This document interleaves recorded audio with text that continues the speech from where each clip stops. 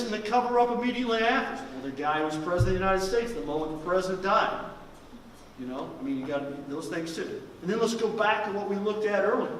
You know, this thing that keeps returning to my mind is, okay, if those things really happened with the Secret Service, if those things really happened with the autopsy, you've got a short list of people who can pull that one off, excluding even the CIA. The CIA could not have gotten the Secret Service off those cars. The CIA could not have manipulated the autopsy.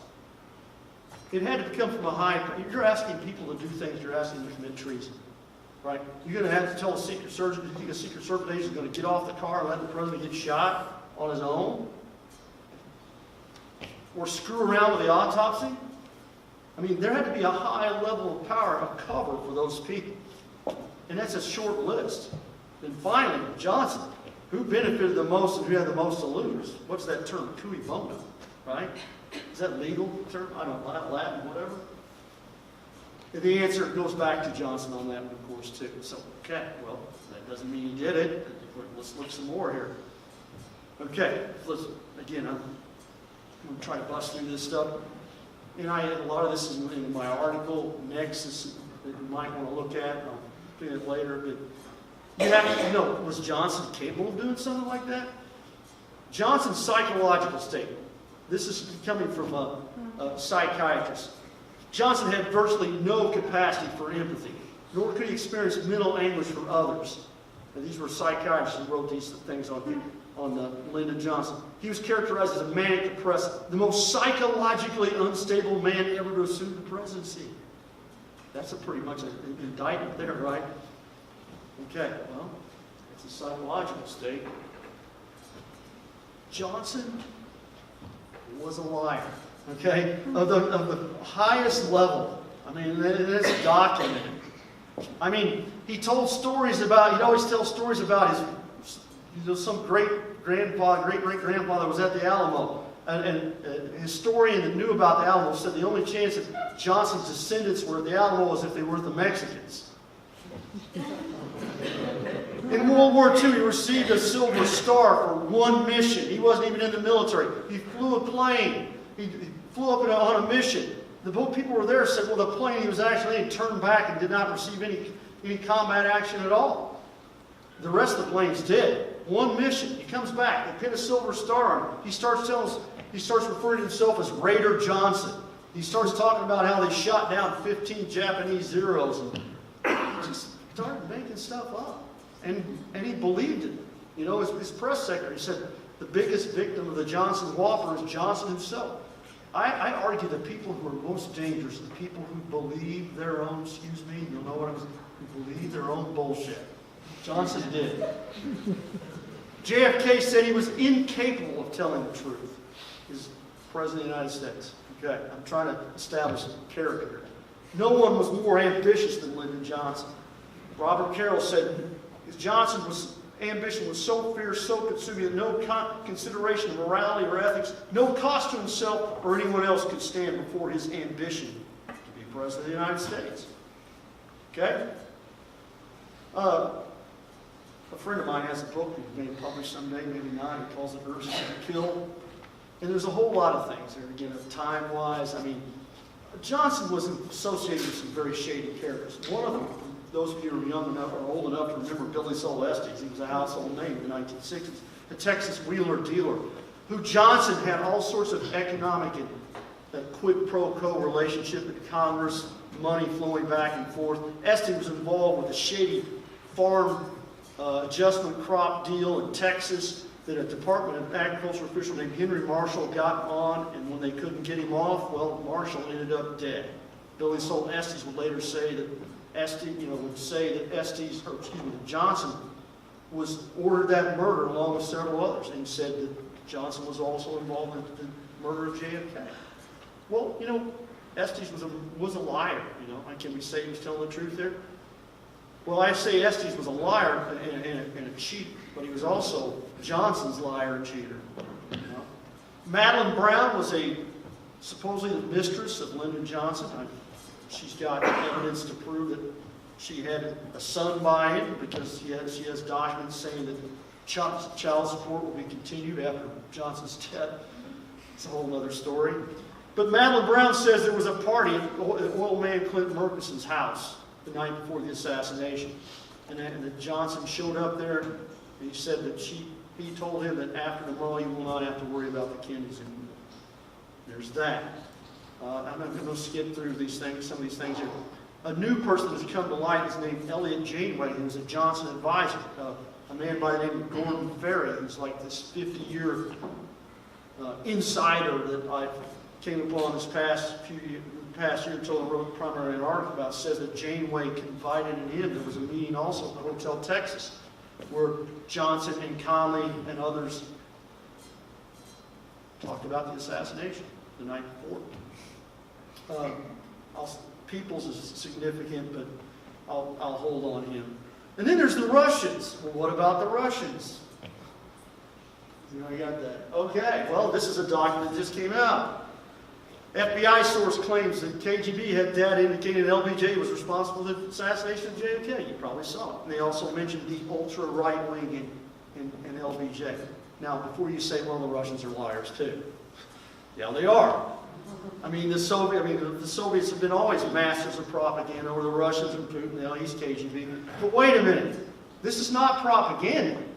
This is what an FBI informant said that the Russians actually believe, not released propaganda, what they came to believe. And the KGB, for whatever you can say about it, was probably the most effective intelligence operation gathering operation in the world. And they believed that Johnson was involved. That's new. Okay? Johnson was in a lot of trouble before 1963. I mean, we had a guy named James Wagenborg, who was Life magazine, who was at one of our conferences.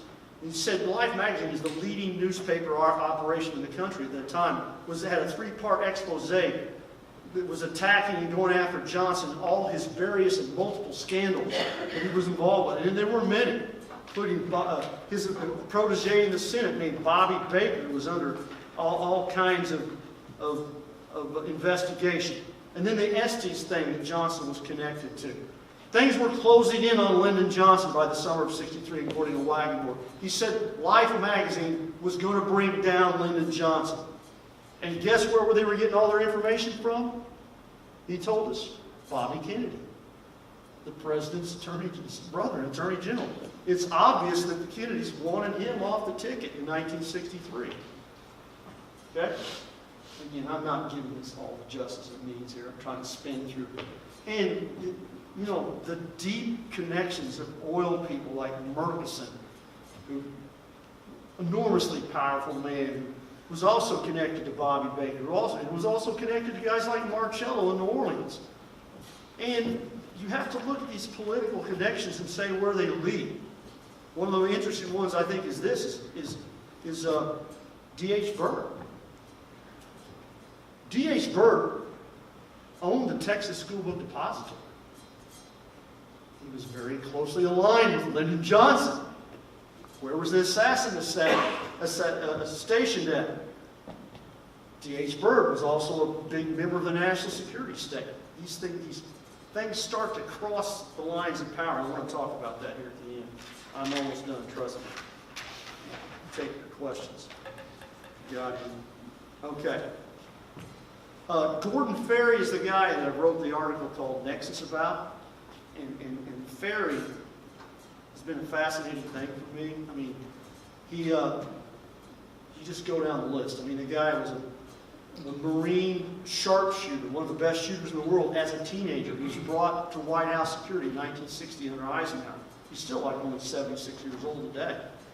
And then he moved from there, from security. He went back and got his degree in business. He became one of the world's leading international bankers and financiers. So he's seen that world. He's seen intelligence. He's seen the arms dealerships and things like that.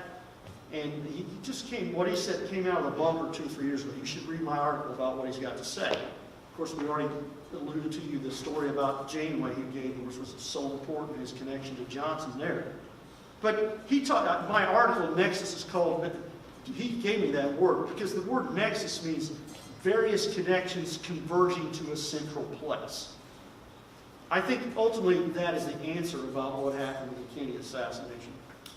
I really do. And Operation Zipper, that's something interesting there too. Let me just point that out. I mean, I talked to Gordon last week, and he's on this Zipper thing. It came out 15 years ago. It was a document explicitly describing the assassinations apparently come from the CIA. And a lot of people thought, well, that's just too good to be true. Gordon thinks it's not too good to be true because one of the guys, arms dealers mentioned on the document, he dealt with personally. So he's investigating that. Just another one of these things to trail to lead down to.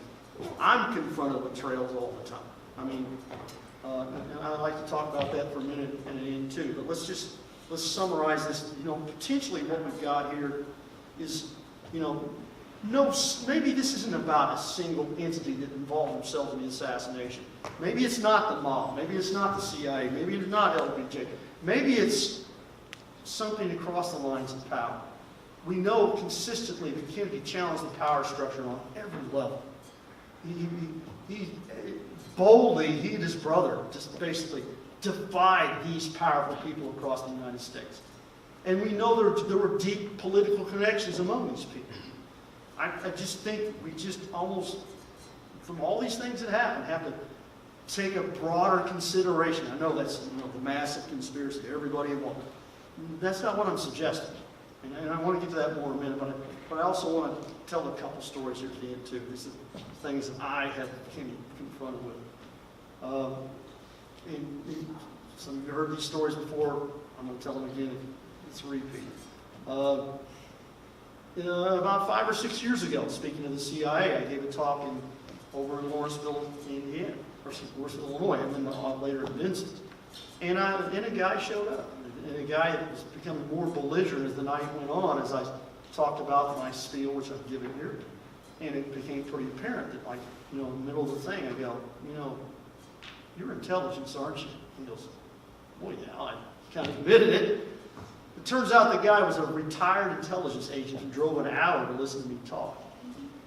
And then he came up afterwards, and he flashed an Operation Phoenix card at me, which, hey, Operation Phoenix, some of you folks who know your history, that was the CIA operation of mass execution in Vietnam, village heads. Not a good thing. This guy's wasn't a nice guy. He was Operation Phoenix.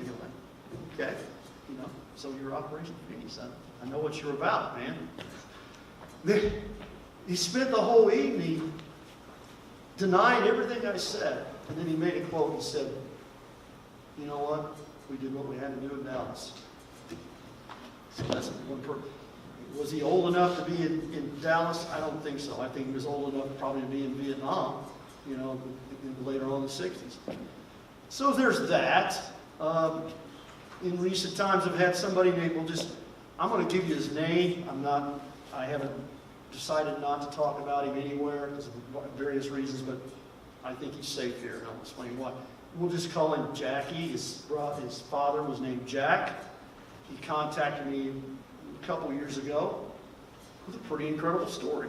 And he suggested that as a young boy that he remembers being with his father, whose name was Jack Shepard, and he remembers being riding a car with other people, other particulars, somebody from Texas, Lee Harvey Oswald, or whom he believed Lee Harvey Oswald. And they arrived, and then he remembers them getting out of the car and going to the LBJ ranch, and one of those individuals talked to Lyndon Johnson. He also remembers that at a certain point on other trips where the assassination was discussed among his father and other people. And there was that. He was a young boy. He said, I was very intelligent. When I was 6 or 7 years old, I kind of forgot about it. Then the 1990s roll along, he sees this documentary that has somebody on it that's his parents are both there with him. And his parents start acting weird. Okay? And so the next day, firstly, his parents almost went after him. He knows, by the way, this is why I'm not going out with the story anywhere, because his father's still alive today and has been all what he describes as organized crime, killings, everything, under cover of a construction company in Florida. So the guy is still active. He's 80 years old, his organization is. And so he says his father actually even at one point tried to kill him. But now he's kind of almost under house arrest by his father. He lives next door to his father. He's 60 years old now. And he's been calling me, or talking, emailing. He wants to get the story out of him. Man, I'm not sure if we're ready. Your father's, he has people watching your house. And, you want to go speak out. And they've already went after you before because they think you know what happened in 1963. Just a weird story. Now you say, well, maybe the guy's just making it all up. Well, we did some background check on it. The names we were given. His father, we found out, my best source in Texas says that we don't know anything else about the guy, but he knew Jack Shepard, dude, Jack Ruby. So, in some of his stories, he also talked about that his father went out target practicing. They went out and shot like 30 deer in the throat, he said. Just threw them in the back of the truck and then buried them. And he's come to think, well, I think that was target practice. So this is some of the stuff I get. I just want to share those things with you. I get this stuff a lot. I'm telling you. Okay, so let's get back through the finish up here. Okay. This is, I think, an important document too. Maybe the most important one that came out. The national press didn't get on too much, but here we go. We talk about across the lines of power. The mayor of Dallas, named Earl Campbell. I've seen the document. Well, the document just came out that he was a contract agent of the CIA. The mayor of Dallas, the guy who was in control of all the things that happened in Dallas at that time. He was a CIA asset. Well, we already know his brother was in the CIA, but now we know he's more than that. Earl Campbell, Jim Garrison's Orleans almost indicted him for manipulation of the parade route. Later on, Earl Campbell, who was connected to all the powerful people in Texas too, as well as the CIA, later would be elected to Congress. And in 1965, he led the charge to have JFK's damaged casket, which was replaced, be thrown out in the middle of the ocean where the military put all their stuff where no one would ever see it again. So, interesting story there. Okay. The connection between David Atlee Phillips, the CIA, and Texas insider Gordon McClendon. I mean, what I'm speaking up here is, I think at the end, is to really suggest that this word, and I got this from Gordon too, interconnectivity. That you have to look at this as the interconnectivity of powerful people and maybe explain what happened. And again, what are we left to do with this speculation? You can call this all speculation. You can say, you can criticize what I'm saying and suggest maybe all these things are just a bunch of stuff that, doesn't hold up to scrutiny. But if we had no legitimate investigation, which we could argue, in what happened in Dallas, how can you not but speculate? The ultimate failure to bring justice in JFK's murder proves frustrating for many Americans, and me too. But I think some level of justice can be, we're not going to go out and arrest people and have convictions 54 years later. But the truth can still be validated. The truth is still important. Somebody asked me that a couple of weeks ago. Why do you think this is still important? And I kind of got mad at him. One of my fellow colleagues said, well, is the truth important? From 50 years down the road, can we change something so our textbooks don't say, which bothers me, Lee Harvey Oswald acted alone? Do we still need to hear that in 2017? Maybe we can get this thing right, in terms of, I don't know, there'll be information that comes to light that helps in that respect. And I know the problem, some of it has to do with this, that our institutions, if suddenly we had to all admit it, our institutions had to come, there was a massive plot in Dallas, people in our government were involved, our democracy was corrupted in Dallas, Texas. That'd be a major hit on our institutions, would it not? But, there's so easy to question our institutions on so many things, right?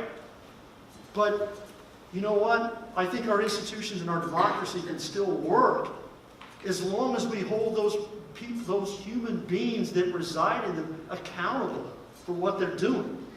When we just let these things slide, when there's no accountability, then we get what we got. Okay? Questions? I'm sorry if I went a few minutes over. Any questions? Well, thank you very much. And if you want to stick around, I will stick around for questions.